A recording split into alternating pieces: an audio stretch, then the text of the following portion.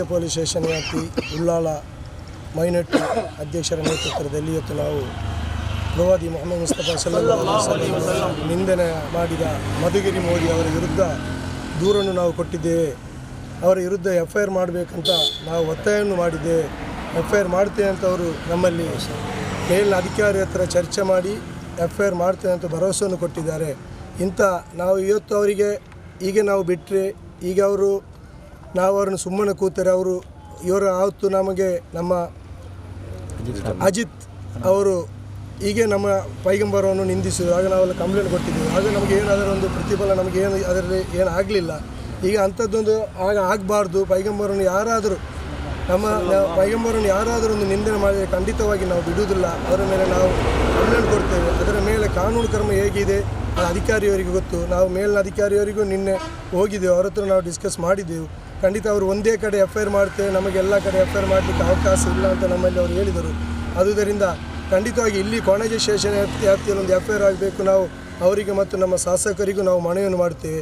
ಇಲ್ಲೊಂದು FIRಗೆ ನಮ್ಮ ಅಧ್ಯಕ್ಷರ ನೇತೃತ್ವದಲ್ಲಿ ಒಂದು FIR ಆಗಲಿಕ್ಕೆ ನಾವೆಲ್ಲರೂ ಸತತ ಪ್ರಯತ್ನ ಮಾಡ್ತೇವೆ. ಉಳ್ಳಾಲ ಅಲ್ಪಸಂಖ್ಯಾತ ಘಟಕದ ವತಿಯಿಂದ ಇವತ್ತು ಜಿಲ್ಲಾಧ್ಯಕ್ಷರ ನೇತೃತ್ವದಲ್ಲಿ NS ಕರೀಮರವರ ನೇತೃತ್ವದಲ್ಲಿ ನಾವು ಕೊಣಾಜೆ ಸ್ಟೇಷನ್ನಲ್ಲಿ ಮೊಹಮ್ಮದ್ ಪೈಗಂಬರ್ ಅವರಿಗೆ ನಿಂದಿಸಿದ ವಿಷಯದಲ್ಲಿ ನಾವು ಒಂದು ಕಂಪ್ಲೇಂಟ್ ಕೊಟ್ಟಲು ಬಂದಿರ್ತೇವೆ.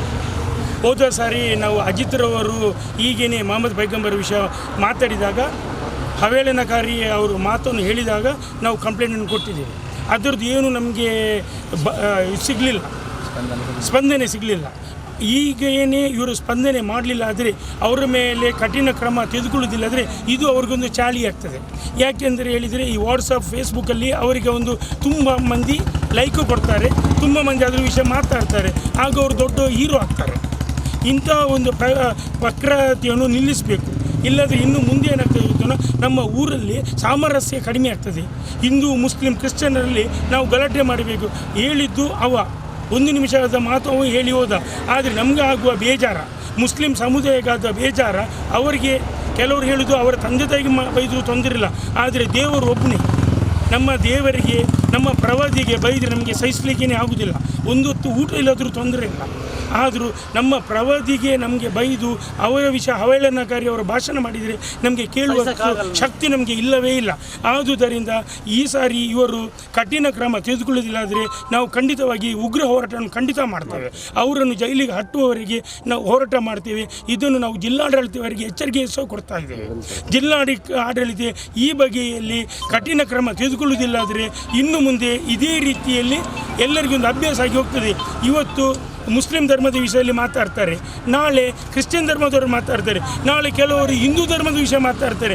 ಆಗ ನಮ್ಮ ಸಾಮರಸ್ಯಕ್ಕೆ ಧಕ್ಕೆ ಬರ್ತದೆ. ನಮಗೆ ಪ್ರೀತಿ ಸೌಹಾರ್ದತೆಗೆ ಹೆಸರಾದ ನಾಡು ಇದು. ಆದುದರಿಂದ ಪ್ರೀತಿ ಸೌಹಾರ್ದತೆಯಿಂದ ನಾವು ಇರಬೇಕಾದರೆ ಇದಕ್ಕೆ ಇವತ್ತು ಈ ಮಧುಗಿರಿ ಮೋದಿ ಅವರ ಮೇಲೆ ಕಠಿಣ ಕ್ರಮ ತೆಗೆದುಕೊಳ್ಬೇಕು, ಅವರನ್ನು ಜೈಲಿಗೆ ಹಟ್ಟಬೇಕು. ಇಲ್ಲಾದರೆ ನಿರಂತರ ನಾವು ಹೋರಾಟವನ್ನು ಮಾಡ್ತೇವೆ, ನ್ಯಾಯ ಸಿಗುವವರೆಗೆ ಹೋರಾಟ ಮಾಡ್ತೇವೆ. ಇಷ್ಟು ಹೇಳಿ ಜಿಲ್ಲಾ ಕಾಂಗ್ರೆಸ್ ಮತ್ತು ಉಳ್ಳಾಲ ಬ್ಲಾಕ್ ಕಾಂಗ್ರೆಸ್ ವತಿಯಿಂದ ಪ್ರವಾದಿ ಮೊಹಮ್ಮದ್ ಸಲ್ಲಲ್ಲಾಹು ಅಲೈಹಿ ವಸಲ್ಲಮರವರ ಬಗ್ಗೆ ಕೀಳಾಗಿ ಮಾತಾಡಿದಂತಹ ಮಧುಗಿರಿ ಮೋದಿ ಇವರ ವಿರುದ್ಧ ಕಾನೂನು ಪ್ರಕಾರ ಅವರಿಗೆ ಶಿಕ್ಷೆ ಆಗಬೇಕು. ಅದೇ ರೀತಿ ಈ ಒಂದು ಘಟನೆ ಇನ್ನು ಮುಂದೆ ನಡೆಯಬಾರದು. ಅಲ್ಲದೆ ಈ ಒಂದು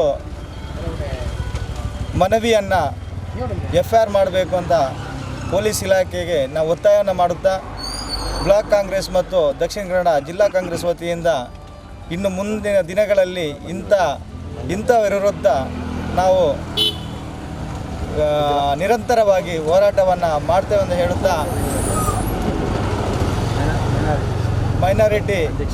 ಮೈನಾರಿಟಿ ಅಧ್ಯಕ್ಷರ ನೇತೃತ್ವದಲ್ಲಿ ಮುಂದಿನ ದಿನಗಳಲ್ಲಿ ನಾವು ನಿರಂತರ ಹೋರಾಟವನ್ನು ಮಾಡ್ತೇವೆ ಅಂತ ಹೇಳುತ್ತಾ ಇಂಥವರನ್ನು ಜೈಲಿಗಟ್ಟಿ ಅವರಿಗೆ ಕಠಿಣ ಶಿಕ್ಷೆ ಆಗಬೇಕಂತ ಜಿಲ್ಲಾಡಳಿತ ಮತ್ತು ಪೊಲೀಸ್ ಇಲಾಖೆಗೆ ನಾನು ಒತ್ತಾಯವನ್ನು ಮಾಡ್ತಾಯಿದ್ದೆ.